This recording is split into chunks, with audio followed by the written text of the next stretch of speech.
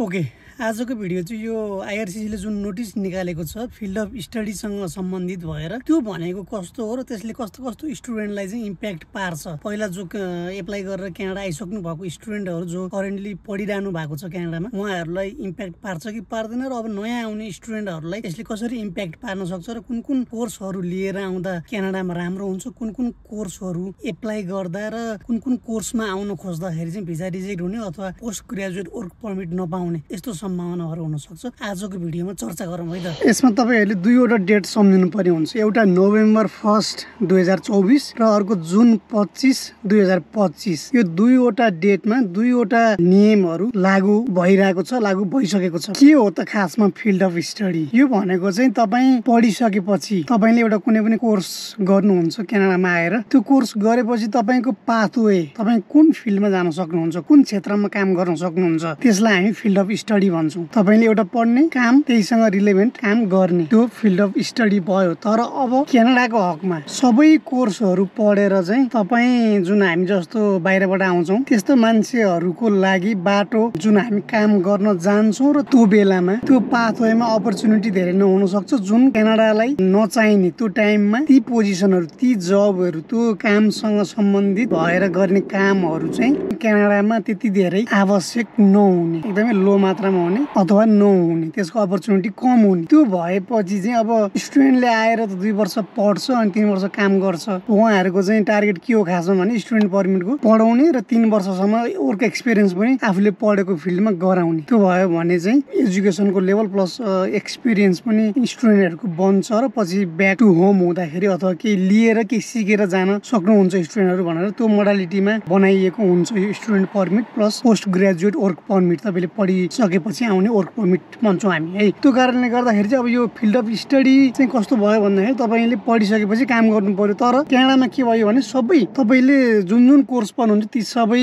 चाहिँ अहिले त्यस्तो आवश्यक छैन। क्यानाडामा त्यति धेरै मेजर रूपमा आवश्यक नहुने भएको कारणले गर्दा कुन कुन फिल्ड चाहिँ एकदमै चाहिएको छ क्यानाडालाई। किन भन्दा अलिकति प्रब्लम हुने भयो कि एउटा फिल्डमा पढिरहेछ मान्छे, त्यो फिल्डमा अपर्च्युनिटी कम हुने, नपाउने जब भने अर्को फिल्डमा जानुपर्ने, पढाइ एउटामा काम अर्कोमा भयो कि त्यो हल्कै नमिलेको कारणले ब्यालेन्स भएन। त्यो कारणले गर्दा जे पढेको छ त्यसैमा जान सकियोस् भनेर चाहिँ उहाँहरूलाई बरु फिल्ड अफ स्टडीमै टाइट गराउने। जुन जुन प्रोफेसन क्यानाडालाई आवश्यक छ त्यही प्रोफेसनसँग रिलेटेड मान्छेहरू पढ्नको लागि ल्याउने। सिधा रूपमा भन्नु पर्दाखेरि जे चाहिएको छैन रे काम, त्यही कामसँग रिलेटेड पढाइ मात्रै पढ्न पाउने अब त्यो नियम भएको हो कि खासमा। यो नियम चलिरहेको थियो नोभेम्बर 1 2024 भन्दा पछाडि जसले स्टुडेन्ट भिजा एप्लाई गर्नुहुन्छ अथवा post graduate work permit apply गर्नुहुन्छ उहाँहरूको हकमा यो चलिरहेको थियो। तर अहिले रिसेन्टली अस्ति भर्खरै जुन 25 मा फेरि चेन्जेस आयो यसमा। भनेको त्यसमा कोर्सहरू राखिएको थियो, लिस्टहरू राखिएको थियो होइन, कुन कुन एजुकेसन, कुन कुन पढाइ पढ्दाखेरि, कुन कुन कोर्सहरू गर्दाखेरि चाहिँ तपाईँले पोस्ट ग्रेजुएट वर्क परमिट पाउने, कुन कुन पढ्दाखेरि चाहिँ नपाउने। त्यहाँनिर पाउनेको लिस्ट छ। त्योभन्दा बाहेक तपाईँले पढ्नु भयो भने पोस्ट ग्रेजुएट वर्क परमिट नपाउने। त्यो भयो भने त हामी जस्तोको टार्गेट भनेको 2 वर्ष पढ्ने, 3 वर्षको वर्क परमिट ल्याउने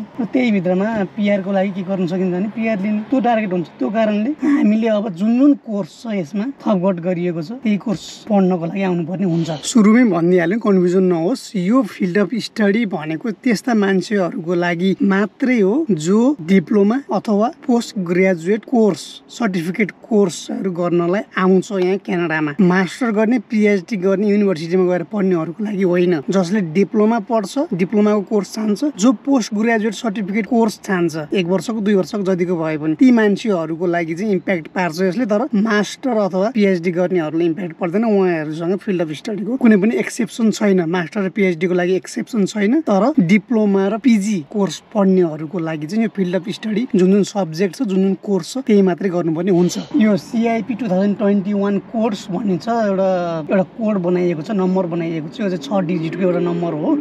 यसमा चाहिँ यसले चाहिँ के काम गर्छ भने कोर्सहरू छुट्याउँछ, कुन कुन ग्रुपमा पर्छ। जस्तो साइन्सवाला रिलेटेड छ भने साइन्स ग्रुपमा पर्यो, म्यानेजमेन्ट छ भने म्यानेजमेन्ट, एग्रिकल्चर छ भने एग्रिकल्चर, त्यो ग्रुपिङ गरेर चाहिँ छुट्टै सेपरेट क्लासिफिकेसन बनाउनको लागि चाहिँ यो CIP 2021 कोर्स भनिन्छ। अब तपाईँले 2024 भन्दा पछि गर्नेहरूले देख्नु पनि भयो होला। तपाईँको कुनै पनि कलेजमा गएर कोर्स हेर्नुभयो भने त्यो कोर्सको साइडमा चाहिँ CIP कोड भनेर राखिएको हुन्छ। यदि त्यो कोड छ भने post graduate work permit ready भयो, तपाईँको गर्न मिल्ने भयो, त्यो कोड सपोर्ट नभएको कोर्स छ भने PGWP को लागि तपाईँ एलिजिबल त्यो पढेर एलिजिबल नहुने अवस्था भयो। तर अब अस्ति मात्रै जुन 25 मा जुन अपडेट आयो त्यो अनुसार फेरि अब चेन्जेसहरू हुने भयो। यसमा चाहिँ 119 वटा नयाँ प्रोग्राम नयाँ कोर्सहरू थपियो भने 178 वटा पुराना जुन चलिआएका कोर्स थियो 178 वटा कोर्स चाहिँ त्यो लिस्टबाट हटाइयो। भनेको पुरानो जुन 178 वटा कोर्सहरू जुनमा तपाईँ आउन सक्नुहुन्थ्यो र जुन पढेर पोस्ट ग्रेजुएट वर्क पर्मिट पाउनुहुन्थ्यो अब त्यो कोर्सबाट तपाईँले पाउनुहुन्न। तर तपाईँको लागि एक्स्ट्रा 119 वटा कोर्सको अप्सन अभाइलेबिलिटी हुन सक्छ, त्यसबाट चाहिँ PGWP आउँछ। त्यो भन्दा बाहेकबाट चाहिँ आउँदैन। अब टोटल कोर्स भनेको 920 वटा 920 वटा टोटल कोर्सहरूको त्यहाँ लिस्ट राखिएको छ। त्यही लिस्ट मध्येको कुनै एउटा तपाईँले कोर्स पढ्नुभयो क्यानाडामा आएर भने तपाईँको स्टुडेन्ट भिजा पनि लाग्ने भयो र पोस्ट ग्रेजुएट वर्क पर्मिट पनि तपाईँको लाग्ने भयो। स्टुडेन्ट भिजामा पनि यसले इम्प्याक्ट पार्छ। स्टुडेन्ट भिजामा असर पार्नको लागि यो पनि एउटा फ्याक्टर थपियो। अब पहिला चाहिँ तपाईँको कतिको एजुकेसन थियो, ब्याकग्राउन्ड के थियो, तपाईँको फाइनेन्सियल के थियो सबै हेरिन्थ्यो भने अब PGWP को अभाइलेबिलिटी हुने र क्यानाडाको इकोनोमीलाई हेल्प हुने खालको कोर्स तपाईँले पढ्नको लागि आउँदै हुनुहुन्छ कि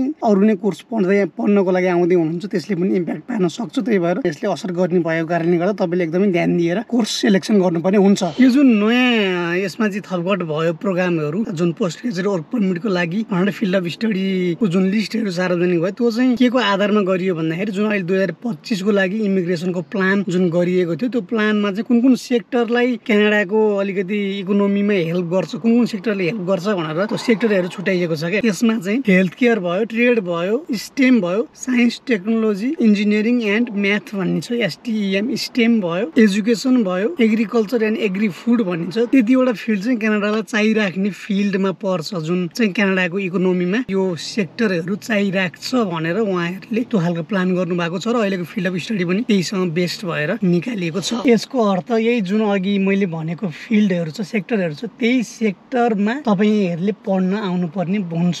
त्यो लिस्ट तपाईँहरूले हेर्न सक्नुहुन्छ IRCC को वेबसाइटभित्र गएर फिल्ड अफ स्टडी भनेर तपाईँले त्यो लिस्ट पनि हेर्न सक्नुहुन्छ। 920 वटा डिफरेन्ट कोर्सहरू सब्जेक्टहरू छन्। कुनै एउटै कोर्स पनि अरू सब क्याटेगोरीमा मिल्न पनि सक्छ। कुनैमा एउटा हेडिङ भनिएको हुन्छ तर त्यसको सब क्याटेगोरीमा पनि मिल्न सक्छ। जस्तो IT भनेर भनिएको छ भने कम्प्युटर प्रोग्रामिङ पनि होला, कम्प्युटर साइन्स पनि होला होइन। यस्तोमा चाहिँ झुक्किनु भएन। त्यो चाहिँ कलेजले पनि सायद अब अपडेट गराउँछ छिटै। जुन पहिला नोभेम्बर 2024 मा जुन अपडेट उहाँहरूले राख्नु भएको थियो अब जुन रिसेन्ट यो चेन्जेस भएपछि त्यो CIP को नम्बर सहितको फेरि अपडेटेड लिस्ट कलेजले पनि निकाल्ला। त्यो कलेजको लिस्टमा गएर पनि तपाईँले हेर्न सक्नुहुन्छ। होइन भने तपाईँ कुन कलेजमा कुन कोर्स पढ्न जाँदै हुनुहुन्छ त्यो कोर्सको चाहिँ यसमा सर्च गर्न मिल्छ। तपाईँ सर्च गरेर हेर्नुभयो भने यदि त्यो कोर्स त्यहाँ आयो भने मिल्यो तपाईँले CIP नम्बर पनि राखिदिएको हुन्छ, त्यो अनुसार एप्लाई गर्न सक्नुभयो। यदि त्यो कोर्स त्यहाँ छैन भने तपाईँ त्यो कोर्स लिएर क्यानाडा नआउँदाखेरि नै राम्रो हुन्छ। म 2-4 वटा कोर्सको कुरा गर्छु जुन नोभेम्बरमा थियो 2024 नोभेम्बरदेखि अहिलेसम्म चलिरहेको थियो तर अब जुन चेन्जेस भएर हट्यो। कुन प्रोग्राम त्यसमा छ भन्दा एग्री बिजनेस म्यानेजमेन्ट भन्ने कोर्स अब एलिजिबल भएन PGWP को लागि। यसको CIP नम्बर 1.0101 भन्ने रहेछ पहिला, तर अब चाहिँ no more available for PGWP। अर्को चाहिँ बिजनेस सस्टेनेबल एग्रिकल्चर भन्ने छ, यो पनि अब चाहिँ भएन। अर्को food safety and quality management भन्ने सुरुमा चाहिँ दिएको रहेछ, अब यो पनि यसपालिबाट हटाएको छ। मार्केटिङ म्यानेजमेन्ट डिजिटल मिडिया भन्ने पनि पहिला दिइन्थ्यो, अहिले हट्यो। Occupational health and safety management भन्ने पनि यसपालिबाट हटाइएको छ। सप्लाई चेन म्यानेजमेन्ट भन्ने पनि यसपालिदेखि हटाइएको छ। यो त केही कोर्सहरू मात्रै भए, थुप्रै 178 वटा कोर्सहरू हटाइएको छ। तपाईँ कुनैमा पढ्न आउन चाहनु भएको थियो भने अब नहुन सक्छ, तपाईँले त्यसको अपडेट हेरिहाल्नु पर्यो है। कुन कोर्स चाहिँ अझै पनि छ त? अब हामी यदि पढ्नलाई आउनु पर्यो भने कुन कोर्स लिएर आउने त भन्दा म त्यो सेक्टर वाइज कुरा गर्छु। त्यो जुन मैले एग्रिकल्चर, स्टेम, हेल्थ भने नि क्याटेगोरी वाइज कुरा गर्छु है त। एग्रिकल्चर एन्ड एग्री फुड भन्ने जुन सेक्टर छ त्यसमा जस्ट एउटा मात्रै कोर्स PGWP रेडी भनेको PGWP लिन मिल्छ यदि तपाईँले त्यो कोर्स पढ्नु भयो भने। एउटा मात्रै कोर्स राखिएको छ फिल्ड अफ स्टडी भनेर। त्यो कोर्स भनेको मिट कटरवाला कोर्स हो, बुचरवाला। यहाँ मासु काट्ने हुन्छ जुन क्यानाडामा विभिन्न तपाईँको रिटेल अथवा होलसेल डिपार्टमेन्ट स्टोर अथवा डिफ्रेन्ट ठाउँमा तपाईँको मिट कटर बुचर भनेर जब पोजिसनहरू आउँछ। त्योसँग त्यो काट्नको लागि यतिको जोपाइदै गएर काट्नलाई मिल्दैन। यहाँनिर अलिकति प्रोफेसनल तरिकाले त्यसको पनि प्रोफेसनल सर्टिफिकेट कोर्स हुन्छ, त्यो पनि तपाईँले चाहिँ कोर्स लिन मिल्छ। त्यो कोर्सको लागि एउटा मात्रै एग्रिकल्चरबाट एउटा मात्रै राखेको छ, त्यो भनेको मिट कटर बुचरवाला कोर्स हो। त्यो कोर्स अब कुनै 6 महिना 8 महिना 1 वर्ष हेरी हुन्छ, त्यसको पनि कोर्स हुन्छ। यदि पढ्न आउनेले त्यो पनि पढ्न पायो, त्यो पढ्यो भने चाहिँ PGWP पाउने भयो। त्यो सेक्टरमा अरू कुनै पनि कोर्स राखिएको छैन। अब स्टेमको कुरा गरौँ, science technology engineering and mathematics STEM भन्छौँ। यसभित्र चाहिँ कुनमा पढ्न आउँदा भन्दाखेरि हुन्छ त साइन्सवाला फिल्डमा तपाईँ छिर्ने हो भने आर्किटेक्चर, आइटी, इन्जिनियरिङको पनि civil engineering, Jio technical, chemical, manufacturing, mechanical, electrical, electronics, environmental, mining, metallurgical, nuclear, designing, AI, biomedical, microbiology, mathematics, astronomy, civil drafting, designing, यस्ता थुप्रो कोर्सहरूको त्यहाँ लिस्ट छ। त्यो पनि हेर्नु होला। यो केही इक्जाम्पलहरू मात्रै भयो। ट्रेडवाला सेक्टरको कुरा गरौँ। ट्रेडमा आउने मान्छे चाहिँ कुन कुन कोर्स लिएर कुन कुन कोर्स पढ्न अझै पनि आउन सक्नुहुन्छ त भन्दा HVAC technology, welding engineering technician, construction engineering technology, carpentry, electrician, concrete finisher, roofer, painting, machine tool technology. यसपालिदेखि यो कुकिङलाई पनि ट्रेडमा हालेको कारणले गर्दाखेरि चाहिँ प्रोफेसनल कुकिङ वाला कोर्सहरू पनि, फुड प्रिपरेसन, किचन असिस्टेन्ट भनेर यस्ता थुप्रो जुन जुन तपाईँ कोर्सहरू हुन्छ त्यो पनि पढ्न सक्नुहुन्छ। यो भनेको कुकिङ एन्ड कुकिङसँग रिलेटेड कुलिनरी आर्ट्स वाला कोर्सहरू तपाईँले पढ्न सक्नुहुन्छ जुन ट्रेडमा पर्छ। अब कुरा गरौँ हेल्थको। हेल्थमा पढ्न आउनको लागि चाहिँ कुन कुन कोर्स लिएर आउने त भन्दा veterinary science, biotechnology, psychology, dental materials, pharmacy technician, clinical medical lab technician, nursing, community health service, home attendant. यो पर्सनल सपोर्ट वर्कर भनेर ठ्याक्कै यसमा भन्दैन, तर होम एटेन्डेन्ट भनेर जुन विभिन्न यसको चाहिँ सब क्याटेगोरी छ, होम एटेन्डेन्ट भित्र नै PSW को पर्सनल सपोर्ट वर्कर पनि त्यसमै पर्छ। त्यो पनि तपाईँहरूले यसको पनि डिटेल रूपमा रिसर्च गरेर आउनु होला है। अब कुरा गरौँ एजुकेसन। एजुकेसनको फिल्डमा चाहिँ कुन कुन कोर्स पढ्न आउन सक्नुहुन्छ त क्यानाडामा भन्दाखेरि early childhood, child care, Montessori teacher, art teacher, music teacher लगायत विभिन्न टिचिङ प्रोफेसनसँग रिलेटेड कोर्सहरू तपाईँ पढ्नलाई आउन सक्नुहुन्छ। यी जुन जुन क्याटेगोरीको मैले कुरा गरेँ त्यही क्याटेगोरीसँग मिल्दो जुल्दो अहिले जुन लिस्ट निकालेको छ त्यही लिस्टवाला कोर्स कुनै पनि पढ्न तपाईँ आउँदै हुनुहुन्छ भने तपाईँको स्टडी पर्मिट पनि इस्यु हुने चान्स हाई भयो। प्लस पढिसकेपछि तपाईँको 2 वर्ष पढ्नुहुन्छ भने 3 वर्षको वर्क पर्मिट आउने चान्स पनि एकदमै हाई भयो। तपाईँले पाउनुहुन्छ, चान्स मात्रै होइन तपाईँले पाउनु नै हुन्छ।